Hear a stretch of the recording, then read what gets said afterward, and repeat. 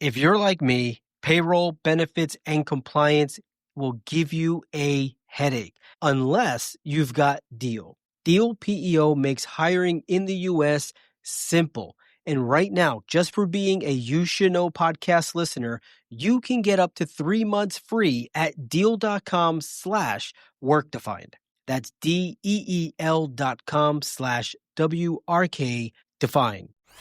Almost half said we lack clear visibility into the current state of the organization. McKinsey did a study saying that 70% of reorganizations fail. 98% of HR leaders said they're facilitating planning in spreadsheets. It's not that HR doesn't know how to or want to or have a desire to have those conversations.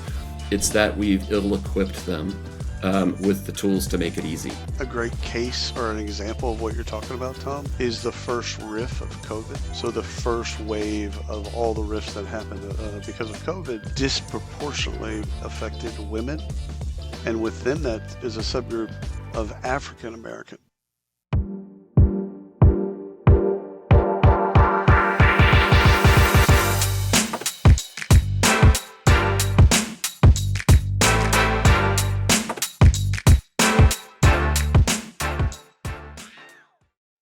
This is Ryan Leary and William Tincup, and you are listening to the You Should Know podcast. William, you like that intro? I worked on that. Yeah. You gave me a little golf clap there. For those that aren't watching, he gave me a golf clap, which means I did a decent job in an intro. Nailed it. I didn't stutter my words. Yeah. Well, this isn't the fifth time we've done it, is what you're saying. Yeah. Well, yeah. Actually, I'm impressed. It was the first time. I'm good. Rare. Tom, we'll introduce Tom in a moment. We have a good topic. We're talking about 2026 planning. But we have a news show that we do every Sunday. And I do the intro every Sunday. And every time I do the intro, we've got to restart. And then restart again. And it's the same intro I've been doing for like 80 episodes. It's just constantly a reminder of how I just can't talk. So nailed this one. William, how are you today? Brother, I'm doing well. I just got off a really cool call. And, when you're talking to founders of startups, in general, they're just excited. And you don't want to kill their dream.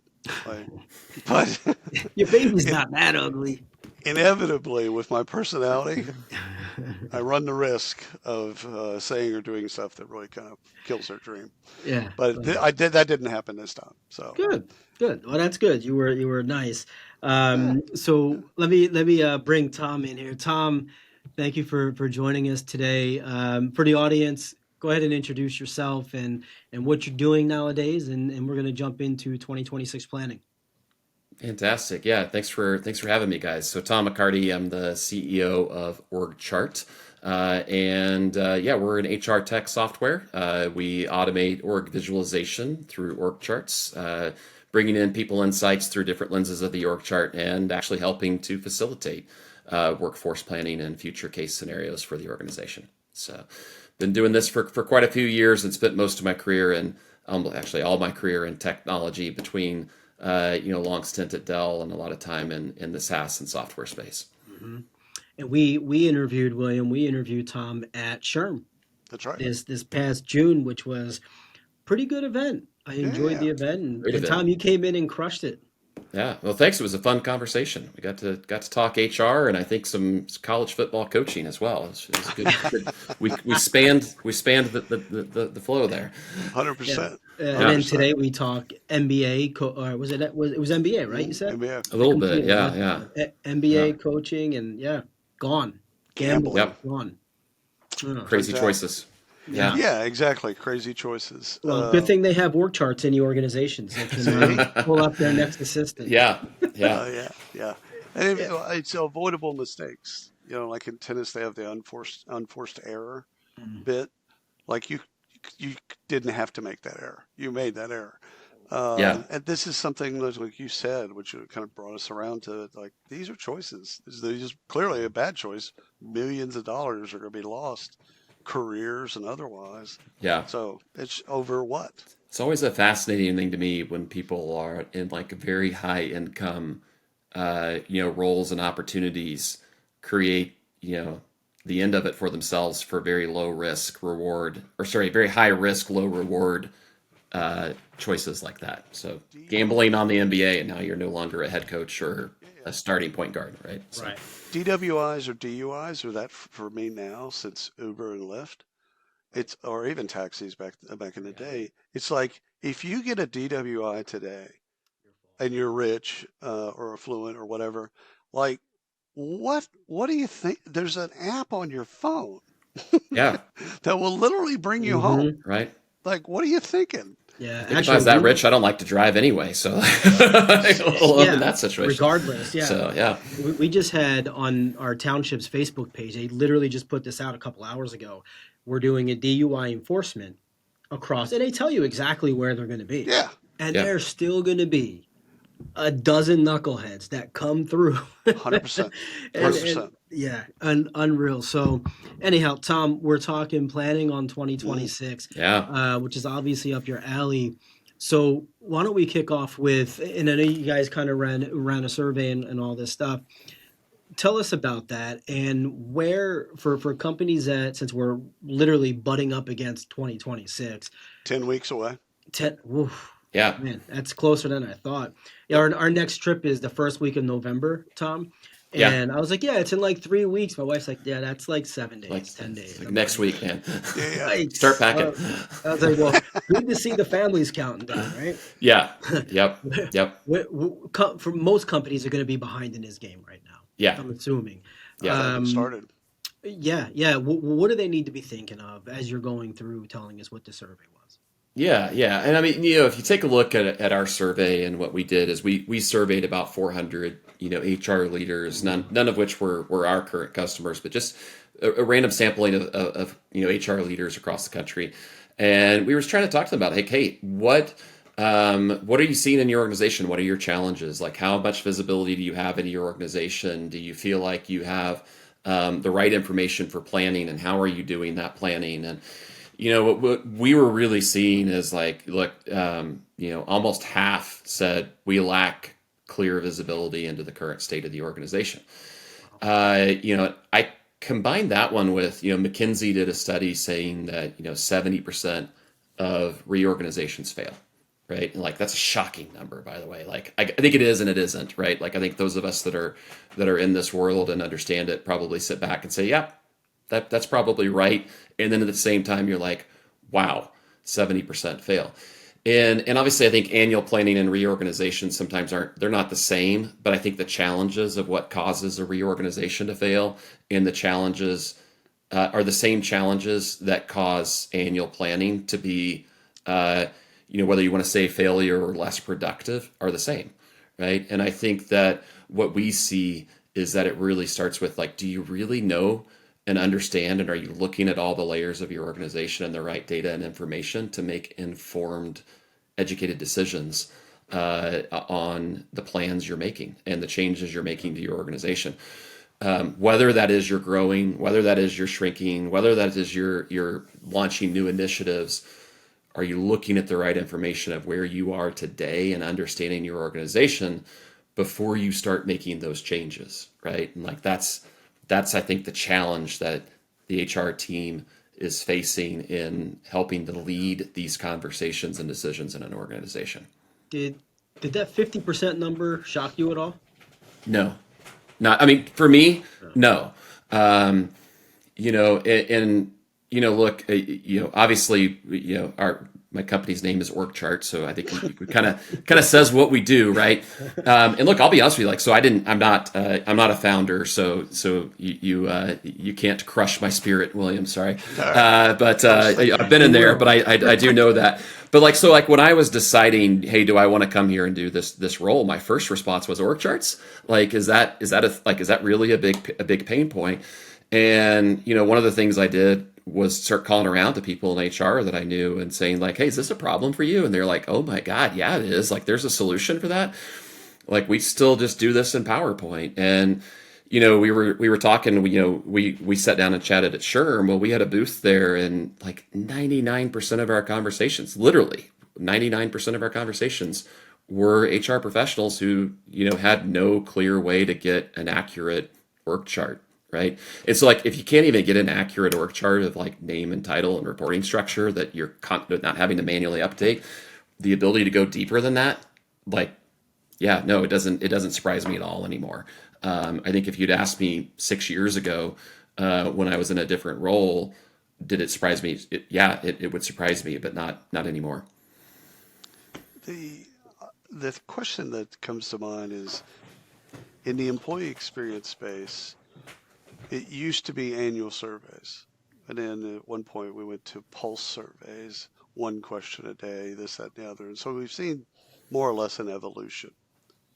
And so thinking about planning, the annual plan, I wonder if we're not doing it service enough by making it more frequently. Yeah, You know, yeah. like, why are we doing it annually? Like, I understand why we historically did it annually, but why aren't we doing it weekly? Hey everybody, Tim Sackett, host of HR Famous, a new podcast on the Work Defined Network. Am I famous? No, I'm HR famous. My wife says I'm a micro celebrity and 13 HR ladies around the world want their picture with me, which I think is funny. So, hey, what do we talk about on the pod? We talk about all the dumb stuff we do in HR in any given day, week, month, and we have fun with it and we have some great guests. Come check us out. We're not famous, we're HR famous. Yeah, To or understand what's going on. monthly or quarterly, like something Right. more than like why do we only intentionally step back once per year, right? Yeah, I think it's a great question, right? I think it's like, hey, why is that? I mean, I have my own kind of insights and view into why that is, and I think it's honestly it's a hard process, right? And it's like you start thinking about, well, what all are you doing to get ready for annual planning? What all do you need in order to do that? And like the first step that we advise is like, look, gather all your info into one place. Well, that's not quick and easy right now, right? That's Right. not that, like, and like what info do you need and what should you be looking at? What do you know you need to look at and what do you wish you could look at? And so like I think that fact that you don't have good clarity and visual visibility into your current state, and the fact that it becomes this challenging exercise of gathering information from different sources and then like how do you facilitate it, almost lends ourselves into just doing it once per year. But then it becomes this like process that we sometimes dread, because I think you're trying to do this once per year and you're tying it in often with end of year performance reviews Oh, as yeah. well, Oh, yeah. right? Bonuses. Pay planning, all of these things are getting into the same cycle at the same time. And it becomes more of this like burden in some organizations than this like, wow, we're really getting to take a step back and talk about the future of our organization. And like, it should be an exciting conversation. It should be one that you want to have regularly. And we've kind of made it into this like task that Well, is we've cumbersome. purposely made it painful, and people in general avoid painful things, Yeah. whatever they may be, right? So the thing is what I visualize in my brain, which is probably not near reality usually. Um, Data with AI, data, you can get data. That's okay. So we can get the inputs and create a dashboard and do all those things. That can be done. It's finding all the data that they want, plugging in the right things. Okay, so all that stuff. But I think the thing is it's like I tell people about books. There's a bunch of people in our industry are interested in writing books. They write books, and I'm like, the problem with a book is the day that it's published is the day that it's outdated. Outdated. Yeah. It's automatically outdated. And planning, workforce planning, is much the same. We Yeah. spend a month off-site, on-site, gathering the data, which again I think can be done with AI. And it's nothing that creates alerts. So how the data has changed, and it doesn't give us an incentive to work on it all the time and make it less painful. Like, how do we make planning fun? Yeah. And one of the things that it's bouncing around in my brain is we make it fun because we make it current, so that Yeah. people can interact with it in a current state and maybe have a sandbox, like what we off to the side. How can we, if we wanted to acquire a firm or whatever, do a riff, if we needed to change something, model it, etc. Like we make it fun for them to interact with, but right now and historically, when we've done planning, workforce planning, it's just been a beating. Yeah. Like intellectually and otherwise, emotionally, territorial. It's just there's no fun in it. I don't Yeah. know how we make it fun, but one comes to mind is, will we make it to where they're like playing a game Yeah. and they're having fun with it? Yeah. What's your take? No, I agree with you. And I mean, like, I'll tell you one of the questions that and data points that came out of our survey that I think will answer the question of, is this fun or not? So 90% of HR leaders that we spoke to, of the 400 we surveyed, are using spreadsheets for planning, right? So like, now my head of finance loves Excel. He has fun in Excel. He's the only person in my company that has fun in Excel, right? So like, that's it. So, there are a few people, and they're a rare breed, that have fun in Excel. I am quite confident that no one in HR has fun in Excel, right? And so, but 98% are using spreadsheets to facilitate this, right?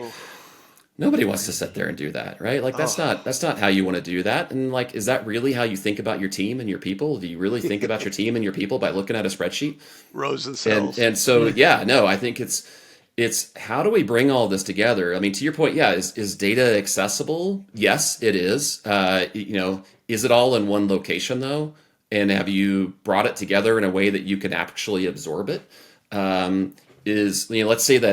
Let's say I run marketing, you run sales, and Ryan runs product. We all have our own divisions and our own teams, but we're all part of the same company. Well, maybe I'm going into planning and pay planning, and I'm thinking about,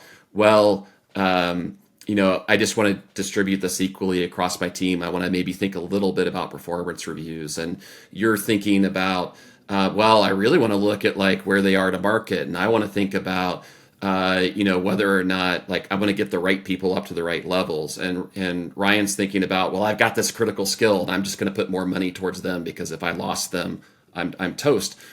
Well, we're all three looking at things through different lenses and different pieces of information. We're not very consistent in how we do that, which can be problematic in and of itself. And so like data's out there, but are we being consistent about how we look at it? And are we helping to inform and create the visualizations of that data to make it easy for us all to be looking at the right pieces of information and then focus on the conversation that we want to have and focus on the goals we need to have? And I think that's the challenge. The challenge is not the existence of data. The challenge is, can you get it all in the same place? Can you visualize it? And can you help kind of guide your organization in what you should look at and then have the conversations? Like the conversations should be what's fun. I mean, one of the things my team does, like we're a team of 50. And every quarter my executive team and I get in a room for a few hours and talk about every single person in our organization. Now I can do that because I have a team of 50, but like at some level that should be happening more. And we're saying, we like to use the 9 block. And so we're looking at like, okay, people who are in that bottom left quadrant, like, what do we need to be doing? How do we coach? What trainings, what implementations should we be doing? Hey, this person's a rising star. They're a critical talent for us. How are we investing in them? What could they go do next? And like, hey, we know we're going to need this role in 12 months. Could we get that person ready for it? Like, these are like, I love these conversations. Like, they're fun conversations. And it's like, how do you empower that though? Like, how do you make sure you have the right information in front of you and that you're not getting bogged down in spreadsheets and searching for information? Yeah. So Tom, two things here. One, when I first met your team and learned what you did, which I could tell by the name, my initial comments was, so your biggest competitor is Excel, Google Sheets, and PowerPoint. Like, this is what you're displacing. Yeah. And they laughed, but it's the truth. It really is in a lot of cases. I want to go back to, you made a comment about fragmented data, like, you're coming from 10 different sources. If the team doesn't have a plan to, or a way to put all of this information into one place, what do they risk? What's the risk when they make a decision based off of that fragmented data, incomplete data? Experience a membership that backs what you're building with American Express Business Platinum. Enjoy complimentary access to the American Express Global Lounge Collection, and a welcome offer of 200,000 points after you spend $20,000 on purchases on the card within your first 3 months of membership. American Express Business Platinum. There's nothing like it. Terms apply. Learn more at americanexpress.com/business-platinum. How does PwC take your company to the leading edge? They bring the sharpest minds in tech to your team so you can bring the ideas that will transform your business. They're passionate about your industry so you can walk into any room with every advantage. And they're with you every step of the way so you can know you're headed in the right direction. PwC builds for what's next so you can get there now. Get started at pwc.com/us/leading edge. Yeah, I mean, look, in the example I gave, and I went really quickly, I gave an example of all three of us looking at things you should look at. And so I wasn't wrong in things that I wanted to do. William's not wrong in things he wanted to do. You weren't wrong in things you wanted to do. But also, in my example, each of us were missing things you should do. And I think that's what you're missing, right? And so to me, an ideal scenario for, let's just take annual pay planning, right, as an example. And I'm not talking about your entire workforce planning. I'm talking about one element of your pay planning for next year. What if I could be consistent of saying hey, we really want you to make sure you're looking at the 9-block rating, your last performance review, percent to market, and critical and key talent indicators. We want everyone in the organization to look at that.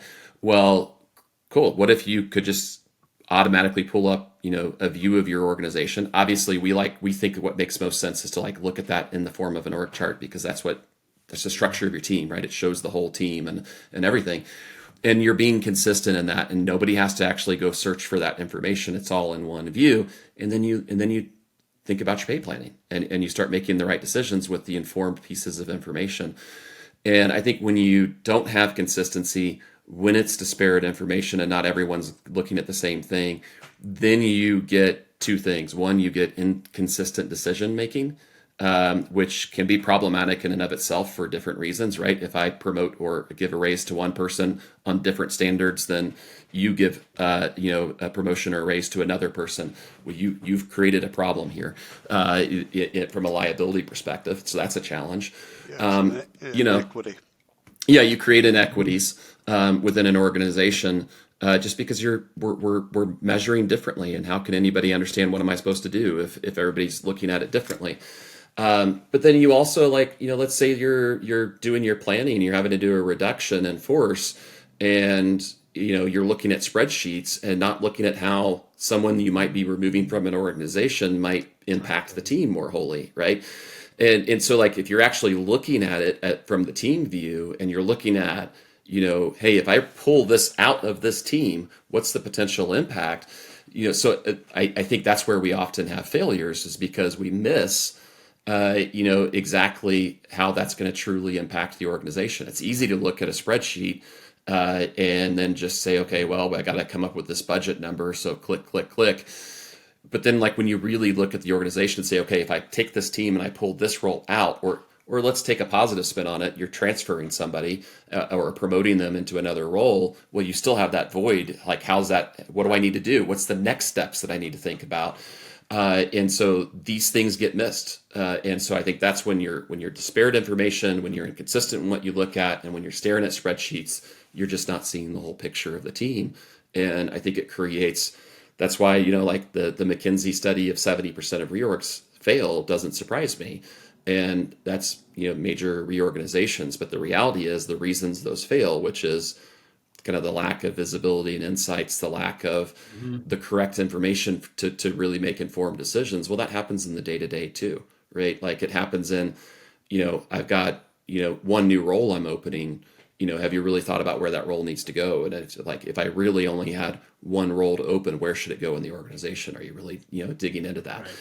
If you're having to let go of someone or someone quit, have you started looking at how that's going to impact your organization? And I just think it's true in large trade organizations, but it's true in our day-to-day, and it's certainly true in our annual planning as well. I think a great case or an example of what you're talking about, Tom, is the first riff of COVID.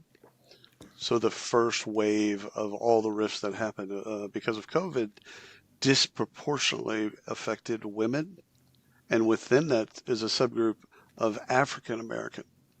So, and a lot of it, to me, a lot of it is, I don't think they were used insight into something like that. Like, you're gonna make a decision, it needs to be a dollar amount. Like, I get all that stuff. Yeah.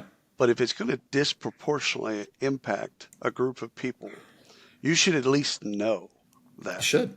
And in most Yeah. cases, I talked to a bunch of HR people around. Brian and I both did, and they didn't have the insight and didn't really know what the other counterparts were doing.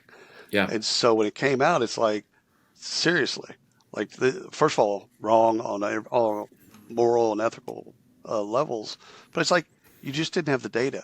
Or if you had the data, Yeah. you purposely, which is a little bit darker, Yeah, you that's a different- purposely, yeah. that's a different bit. Yeah.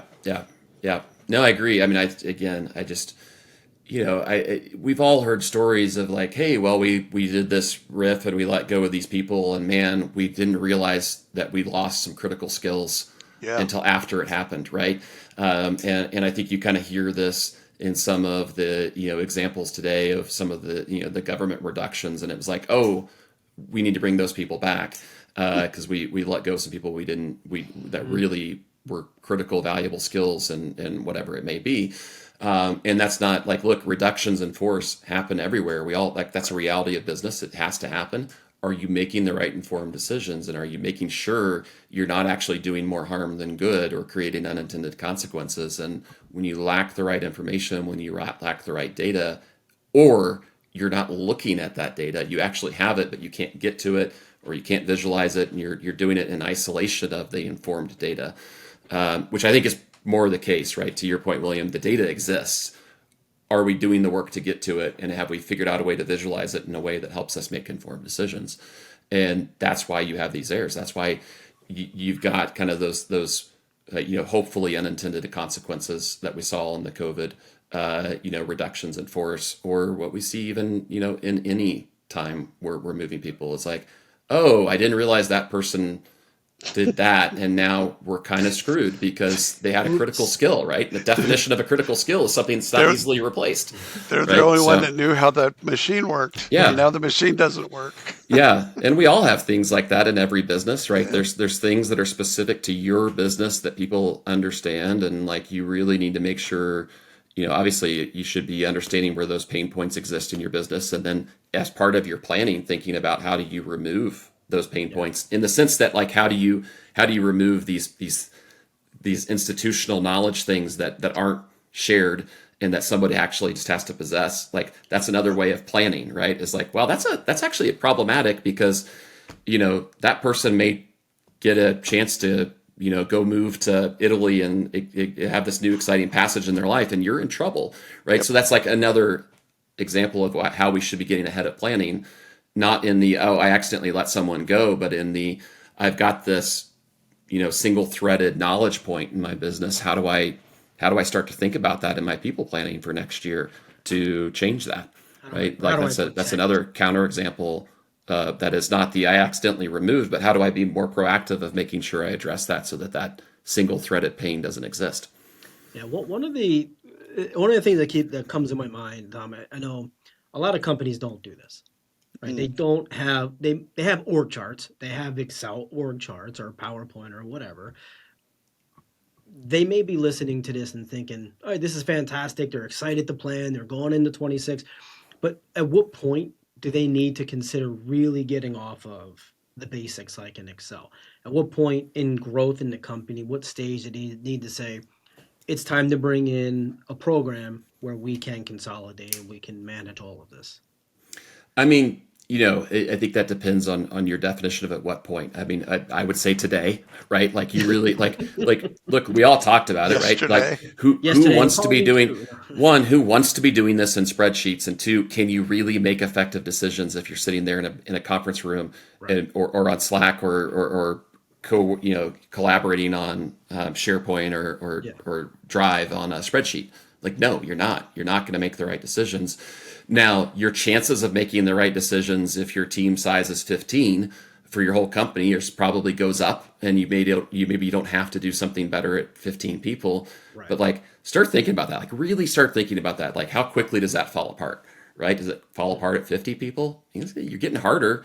Does it fall apart at 75, 100? Like it's gone at 200, right? 200 people, you don't know every single person in your organization and what they do and how they impact the organization. So I would say that we need to be moving off this approach immediately, like as quick as we can, right? And getting to two things. One is like, how do you make sure you're looking at the right information and visualizing your org before you start talking about the changes you make?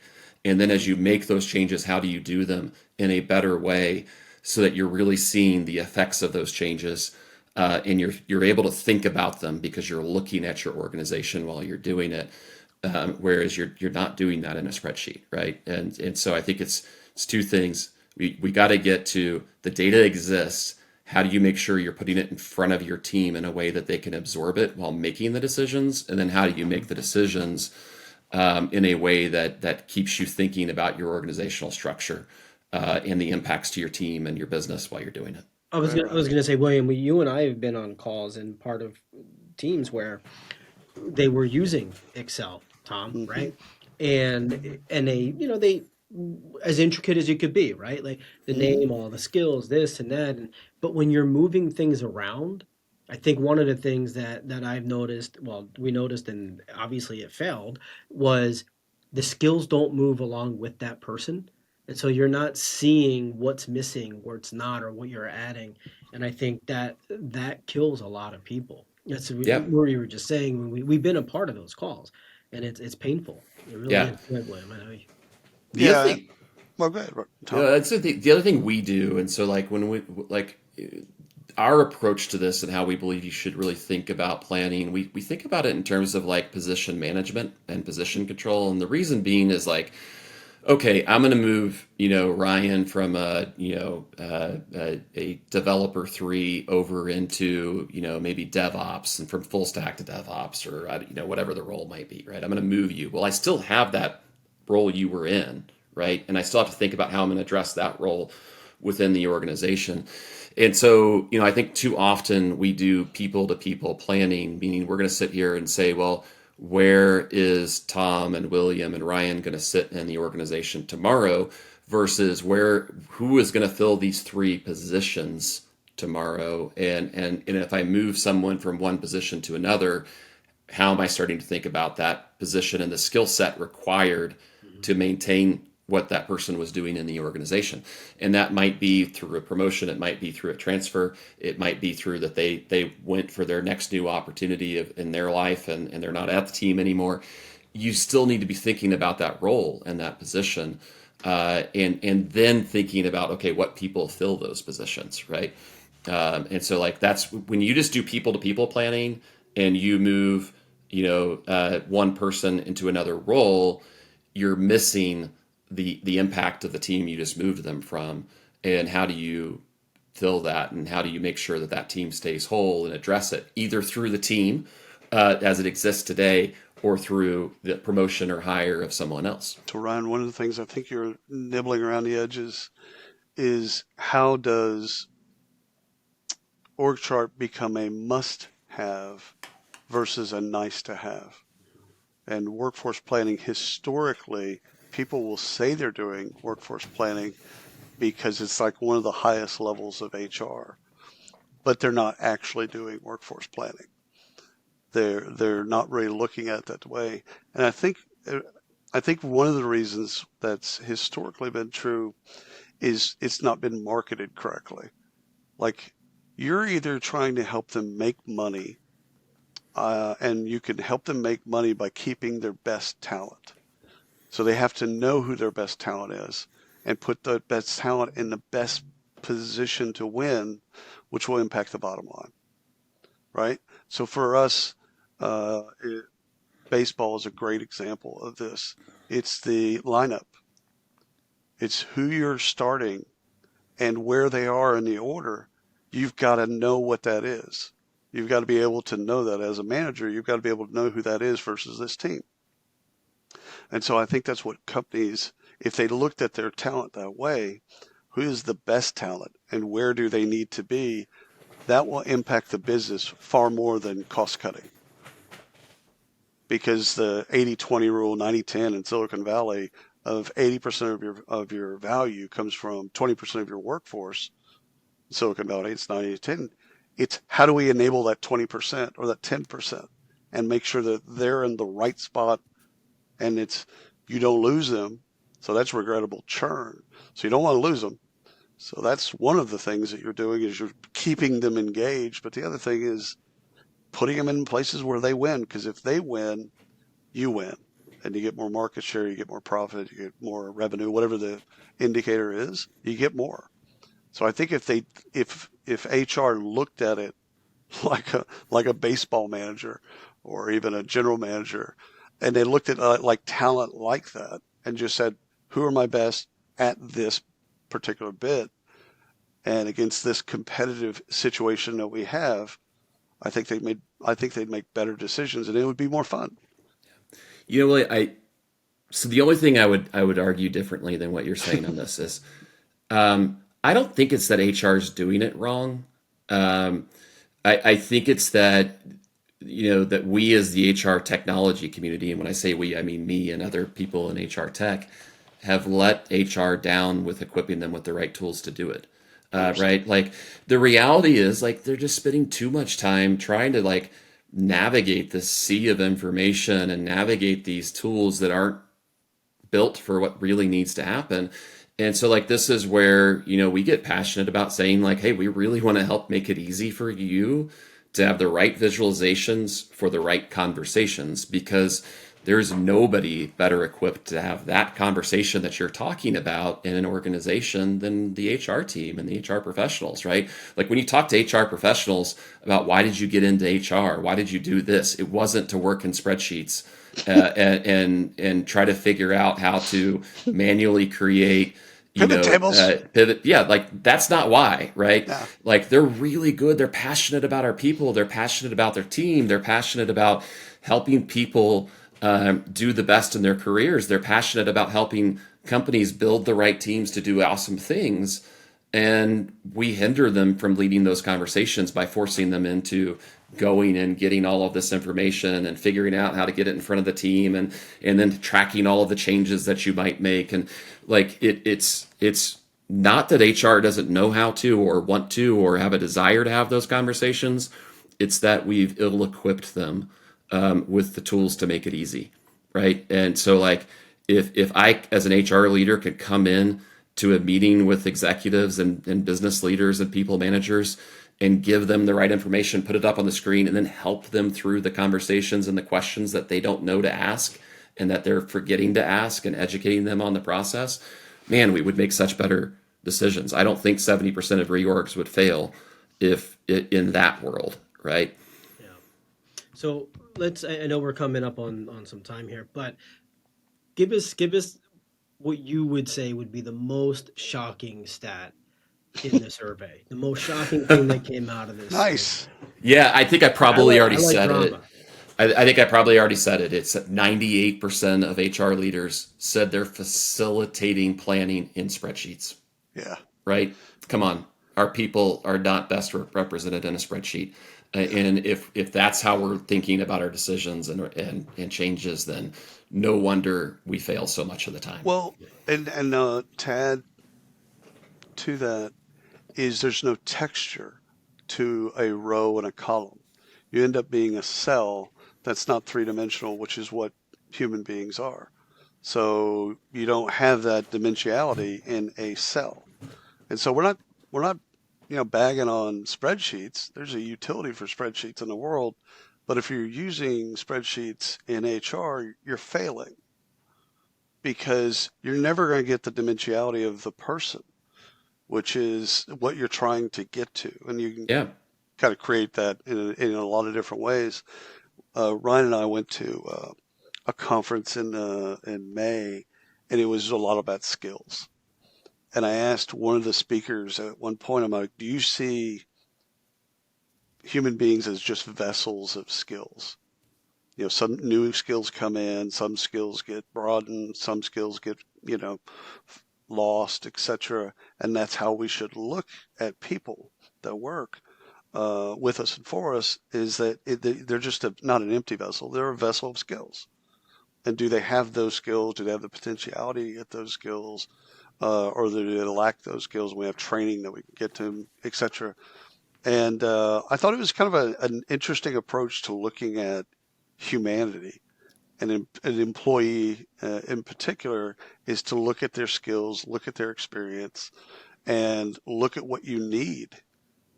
Because the skills of yesterday, the capsules of yesterday aren't the capsules of tomorrow. Yeah. So I think that's something that's interesting. It would be interesting as an HR leader to look at people and say, what are the skills? It's algebra at that point. Yeah. What are we solving for? X. What are we solving for? And you just solve it with skills. Yeah. And what's wrong in all that stuff? What's wrong with it? I mean, I don't think there's anything just focusing wrong. on skills. I don't think there's anything wrong with that. I mean, I think that is the right thing we should be doing, right? And I think that, how you go do that changes as organizational sizes change, right? And so, I read an article recently from Capgemini talking about, think about what your organization should look like or is going to look like in 5 years, and how do you start taking steps tomorrow on doing that? Well, if AI is going to be ingrained into everyone's jobs 5 years from now, what are you doing to build that skill set in your organization, right? And that's something that's okay, I need to get everybody thinking about that. So how do I start building training programs around that? If you're going to go do, this new direction for the product, and how do you start building the skill sets for that in your organization today? Conversations we have at a team of 50 is, hey, we know we're going to be getting to a point where we need this role. Who are a couple people that could do it inside the team today, and how do we build those skills for them to make sure that when that role opens in a year, they're ready for it? So I think it absolutely is. Again, I come back to, are we equipping the HR team with the right tools and information so that they're leading those conversations instead of the types of manual work and tracking and data analysis that they're trying to do today? You just said something that's important for the audience to understand. We haven't really touched it, but it's organizational readiness. Is at the end of the day, some of the things that you're trying to do is to get to a point where you're future-proofing the organization. Yeah. Right? Yeah. The other thing is, you mentioned Capgemini, which is fascinating, because when I went to business school, they would annually cut off the bottom quartile. Yeah. Didn't matter where you were in the organization. Slightly more ruthless GE approach, right? So, Dude, yeah. It was great. Yeah. I thought it was great. It was obviously, everyone has an opinion, but you knew going in. I had several friends that actually went and worked for Capgemini. We're stepping into that. You knew you were going to, because they told you. Yeah. If you ever get to a place where you're not innovating, you're not doing this, you're in the bottom quartile, you just go ahead and start working on your next job. Yeah. Yeah. Which I thought was fascinating. But anyhow, I'm good, Ryan. We could talk all day. Yeah. Tom, we could dig into this deeper, but we're going to include, of course, the survey and all the links and everything in some of these show notes here, wherever this thing is posted. But tell the audience before we head out, tell them where can they find it and where can they find you. Yeah, you guys can find me on LinkedIn, and feel free to follow. You can find us at theorgchart.com. And that our survey results and analysis are there so that you can go and get that information, and follow our company OrgChart on LinkedIn as well. We will publish and share the insights and data that we do, and these are the kinds of things we try to visit with our customers and HR leaders about and share information on regularly. Tom, thank you so much for joining us today. Thank you guys. To the audience, enjoyed it. Always a great conversation. Thank you all for listening.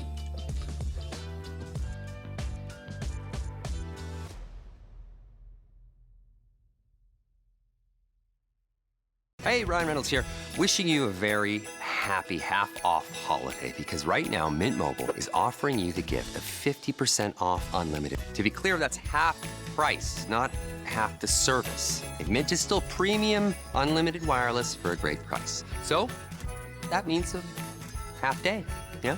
Give it a try at mintmobile.com/switch. Upfront payment of $45 for 3-month plan, equivalent to $15 per month required. New customer offer for first 3 months only. Speed slow after 35 gigabytes if network's busy. Taxes and fees extra. See mintmobile.com.